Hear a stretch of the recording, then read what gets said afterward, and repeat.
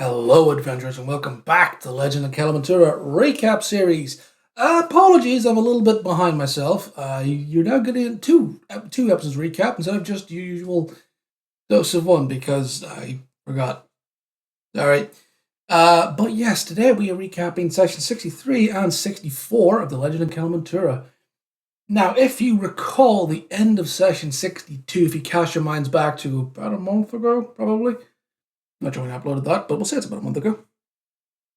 That session ended with Angela Wilder, the Mistress of Whispers, the Spy Master of the Council of Mentura, introducing two new characters, two new PCs to the campaign, in the form of Styx and Koku. The former being a blue dragonborn of middling of age and military bearing experience, and their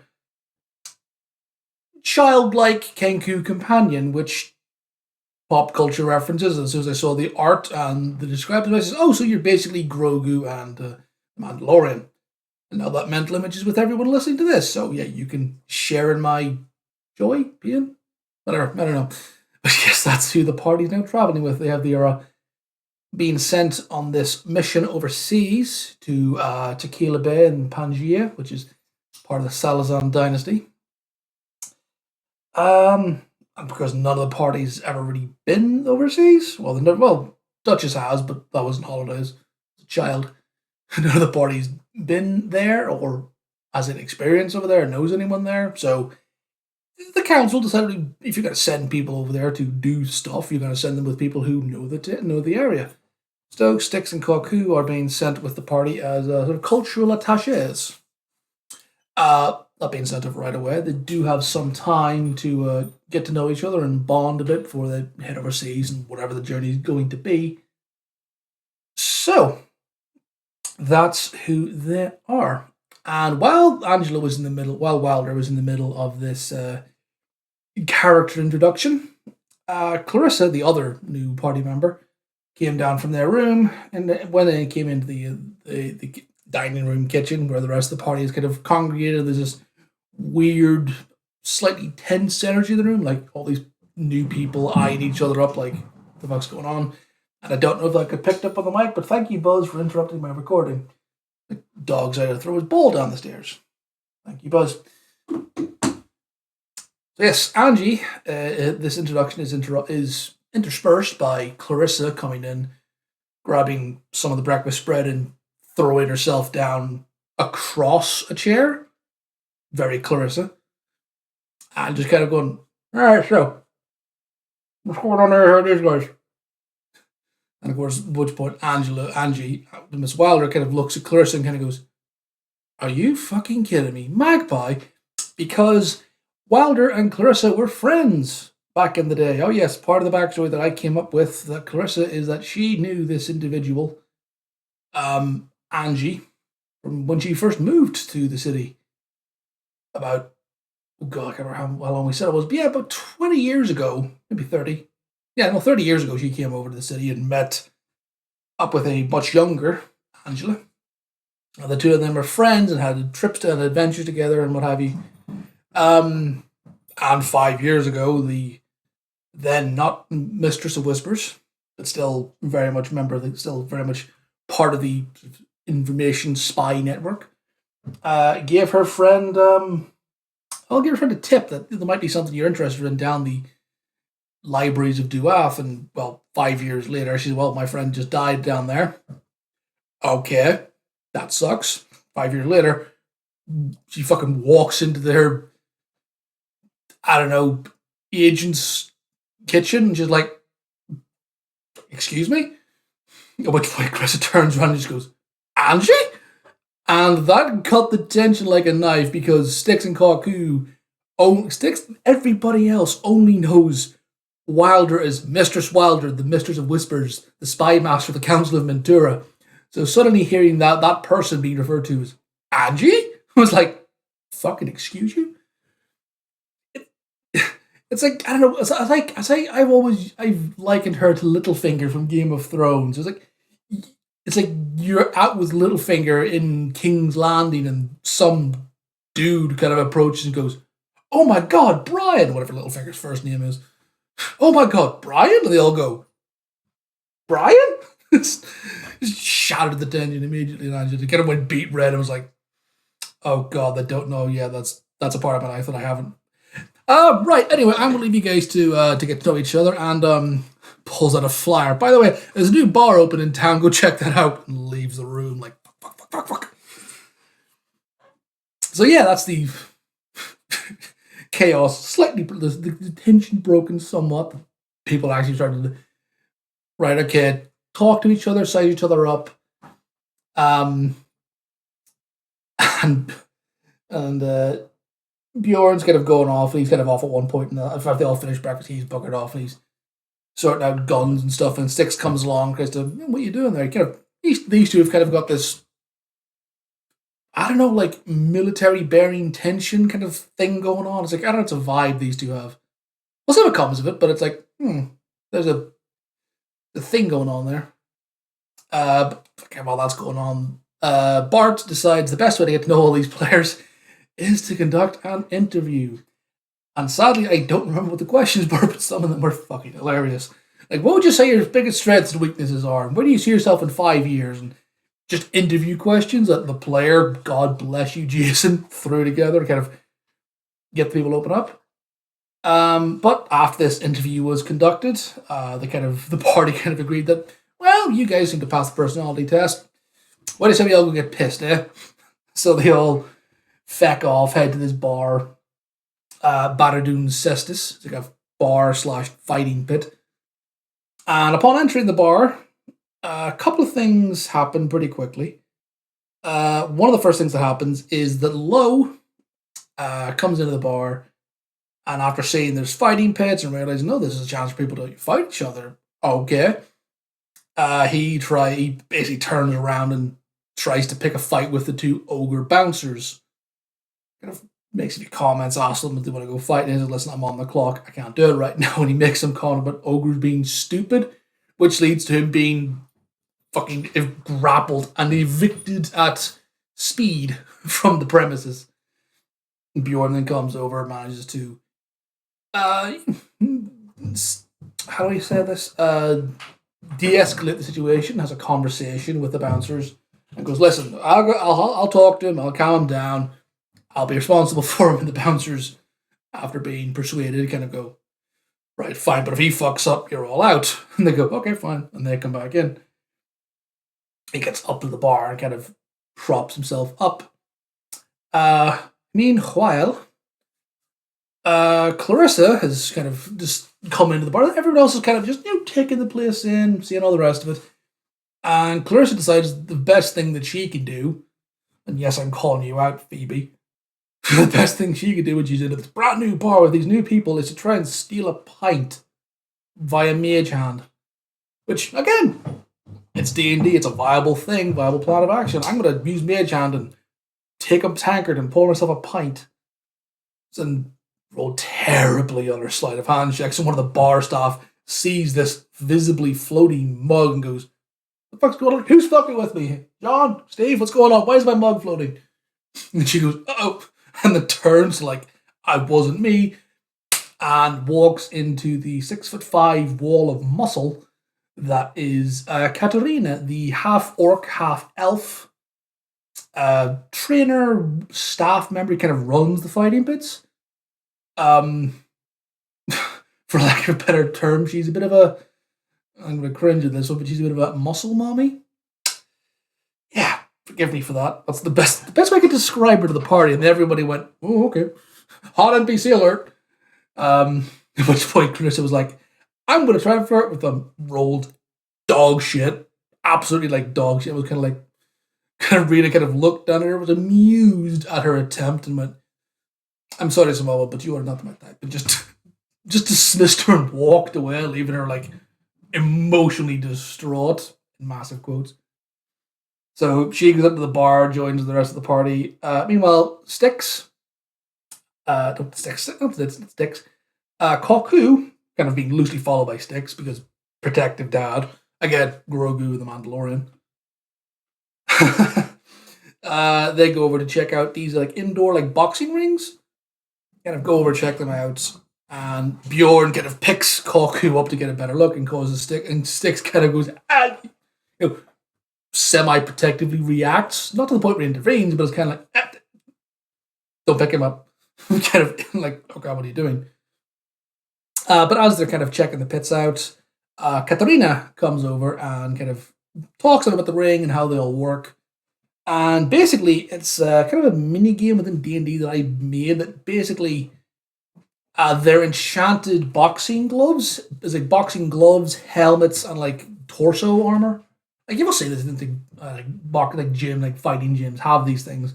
It's like a version of that that's enchanted, and the enchantment means that you use whatever your highest stat is, which is why I've called the game Brains or Brawn. So yes, if you've got a level 20 barbarian with a 24 strength, he's a big burly fucker, but and would crush a wizard in a fist fight. But this because you use the stats. So yes, basically the mini game, Brains or Brawn. Whatever your highest stat is, so if you're a wizard, it would be intelligence, and you use the intelligence modifier as part of your to hit. But try and keep things even and interesting. Your to hit modifier is used on your opponent's armor class. It just kind of threw it together. It's the first time I ever did it. It was like a little playtest thing, and there's rules about reactions and drive points and stuff. I don't know if anyone's any interest in that. Let me know, and I'll do a video on that, trying to break it down and explain it. But Koku and Bjorn go, well, you know what, we'll give it a go. So they get decked up in the armor, they decked up in the stuff, and the two of them then face off. Which leads to kind of a little bit of a sort of a small like boxing match back and forth where you don't take damage, you don't lose hit points. It's a point scoring game. So end result was that Koku ended up winning that match. It was the first to 10 points, and you have to be winning by 3 points. Kind of like a tennis match or a snooker game. There was a game that you need to win, but also win by an X amount. I think it was tennis. Was my inspiration with the scoring system, loosely. But yeah, they kind of had a bit of a go at that. And then that was kind of the end of session 64, 63, and then 64 was kind of a pickup of that and carrying on. The party kind of went back to the bar and we're kind of just chatting, having the crack, all the rest of it.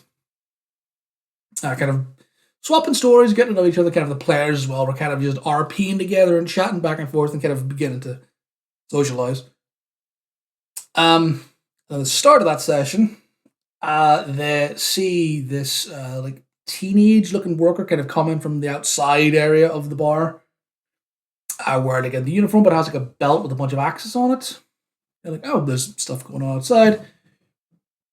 And then a few more customers approach, including someone that the party has actually met before, including the very burly orc form of Austin Moonhammer, a member of a sort of a rival paladin order, the Order of the Cleansing Hand, who kind of function kind of as sort of bodyguards for the council, their primary role. So he comes in, he's with a bunch of his soldiers and his friends. He's kind of there out for lunch. Goes into the bar, sees the party, and goes, "Oh shit, guys, how's it going?" And kind of does a bit of a catch up, socializing. And he says, "Oh yeah, I'm with my guys. I'm treating them to lunch, chatting back and forth." And Lo kind of pipes and goes, "Yeah, well, this is a fighting. This fighting pit's also a fighting bar and all here, but you know, these no one's interested in fighting." Kind of gesturing to the bouncers. Which Austin kind of looks at the bouncers and kind of goes, "Huh. I mean, if they wouldn't turn it down, I'm not going to turn it down." Lo's like, "Oh shit, okay." So Austin says, "Okay, yeah, I'll throw down with you. I'm I don't mind having a bit of a back and forth. Just let me get lunch with the guys first, and I'll catch up with you in a bit." So, with that gauntlet thrown down and promptly picked back up, the party are then approached by this teen-looking individual, who informs them that there is axe throwing outside if the party wants to give that a go. So they get brought outside to the outside area, where like two sides of this quadrangle are like seating areas, and then two sides are like ranges, like there's axe throwing and other stuff like that. So the party kind of go over to one of the range where you have axes or knives, so strength or dex. And they kind of give it a go, a couple of practice throws, and then go to retrieve them, and then try to actually, do a proper, like, let's see who can get the highest score type thing. In the process of that, Clarissa, when she goes to retrieve one of her projectiles, I forget which one she picked. I think it was probably knives. She stumbles over thin air, which is apt for the character. But she trips and stumbles, and then looks back as she trips, and she sees this very shiny thing in the ground, and sees that it's a very ancient platinum piece. And ooh, that's a pretty thing. Sticks it in her pocket. Then goes back to go throw again, and she rolls really badly. She's kind of like, what the hell's going on? My arm feels really heavy. And she feels like there's a creature on her arm. He goes, what the hell? And then the creature drops invisibility, and it's a fairy dragon that's kind of holding onto her arm. And the party go, oh shit, that's a fairy dragon. What? Then there's a few people in the party recognize what these things are, and Bjorn's like, do I know what this thing is? Rolls D's, like, it's a fairy dragon. It looks to be quite an old one as well. And he goes, okay, those things are interesting. So this fairy dragon has been taken up residence in this bar, although it used to be a barracks. And this dragon lives here, like lives above the one of the axe throwing ranges. Then the party kind of have a bit of a conversation back and forth, and they trade a few things and give it a few shinies. And then it's content to just curl up in the rafters of the bar and watch these guys do axe throwing, which goes well. I think Low ultimately ends up winning that. Although it's a surprisingly tight competition between Low and Styx as far as point scoring goes. Although the real star of that particular side quest, for lack of a better term, is our diminutive Corku, who decides to go axe throwing, despite him not being a strong boy. Kind of every 4 of the 5 throws is like a miss, and gets the last one and gets an absolute bullseye on the target, which gets a genuine reaction of all the players and the people who've gathered to watch this. This 3 foot tall Kenku throwing a hand axe that is like, a third the size of it, which is just hilarious. But the party did that, have a bit of crack, a bit of fun with that. And then after the axe throwing, we get into the main event. Where Austin and his buddies come outside to relax and whatever else, kind of see what's going on. It's a bit of a commotion with this axe throwing competition of the dragon sighting. Fairy dragon. Comes over, says hello, alright. You up for this brawl then? And the two of them go into one of the outside fighting pits where there is crimson splashes in the sand, indicating that this is not an enchanted place that's, for fun. This is a fighting pit. Obviously you don't try to kill each other, but So the staff member who was doing the axe throwing kind of goes, oh, crap, runs up, gets one of the resident clerics who comes over, kind of sits there like an umpire, like, okay, let's you two go have fun. I'm just going to sit here and heal you when you go down. Which, of course, Low then reverts to type. Gets the drop on Austin. Runs and does his smitey combo. Does his heavy-ass damage. And then, as a bit of a fuck you, casts Sanctuary. Which, as I kind of canonically, as I said, in the world of a duel, it's a dick move, because it's like, come on, really? We're here to fight. Reading the spell, you don't get spared from area of effects. And I was like, okay, you cast Sanctuary. And Austin's reaction was like, oh, come on, really? You're going to pull that shit? Turns to face the post near him and just does area of effect spell, Burning Hands, because he's an Eldritch Knight. Does that, action surge, casts another spell, and kind of gets ready for Low. I was like, come on, let's have a proper duel. Low turns around, pivots, goes in for another full round of attacks, does another chunk of damage, takes Austin down low in 2 rounds. Not to 0, but takes him low. Yes, I realized that after I said it. Does Sanctuary again, and Austin's like, oh, come on, really, man? And I then read over Sanctuary, and my ruling for Sanctuary is that as per the spell, you need to roll a Wisdom save. But he and also it's level 25, he's 4 attacks. And I says, okay, I'll roll a wisdom save. If I fail, I'll roll again for each attack and I'll waste the attack. But if I succeed, I break Sanctuary and it's full bore. First roll, with the aid of his paladin friend who's watching the fight within his aura, rolled above the DC, and I went, okay, well, my first roll was a 14 plus paladin aura, and he was, what's your DC? Yeah, he beats it. Full round of 4 attacks on low. And Austin doesn't fuck about. Level 20 fighter, plus 2 weapon. Oh yeah, it was pretty high to hit rolls. And he uses a great hammer, which is I describe as like almost an anime hammer in terms of it's a forceful great hammer. So it's 2d8 as a great hammer, plus a d8 force damage on each hit. And I hit 4 times. Pretty good damage rolls. Is his glow still standing? Still standing. Action surge. Shit. Rolled 4 more attacks. Attack 1, 2, 3, 4. Action surge. Attack 5. And I think it was attack 5 knocked him down. Might have been 5 or 6. Yeah, it was one of the 2 attacks that's the one that knocked him unconscious and kind of described him kind of seeing Low gets knocked unconscious. He takes the hammer, swings around, goes to come down, hits him again, sees Low fall unconscious, and goes, ah, crap, boom, and sort of redirects the blow into the sand, sends a big cloud of just sand and debris into the air. Big cheer from the crowd. The spectacle goes off. Bjorn comes in, bonks Low in the face with a hit point from, lay on hands. Low comes unconscious on his back and goes, did I win? He's like, dude, you're on your back in a fighty pit. What do you think? Hauls him onto his feet. Austin commiserates Low and says, that was a good fight, and then apologized because whenever Low had thrown up Sanctuary, initially he called him a knife ear, which is a slur for elves. He goes, I'm sorry for that, just heat of the moment, all good. And then gives Bjorn a bunch of money, like, listen, very sorry for that, there are some golds, and have a round on me. Party then leaves. He leaves, the party stays for a few more hours, a few more drinks, and then they leave. Well, while they're in the bar, they're chatting back and forth, and once again, the evening crowd kind of comes in. Katarina's coaching a few other newcomers through the new game, and Clarissa says, you know what? I'll give it a go, kind of spurred on by liquid courage.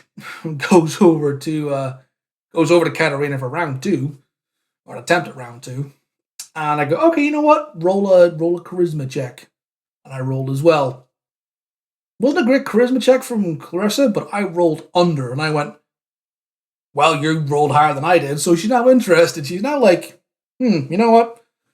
And they actually have a conversation. The two of them talk and have this sort of like, and Clarissa's like, no one is more surprised than me that this actually works. So, two of them chat back and forth a bit, and the rest of the party kind of look on like, how the fuck? Bjorn and Low decide to help. You can't see my quotes, but help this date along by, making faces and using the mage hand to annoy Clarissa back and forth. And then we do another set of dice rolls, which leads to Katarina sort of looks at Clarissa, sees the party doing all this, kind of gives them a look of like, what the hell are you guys doing?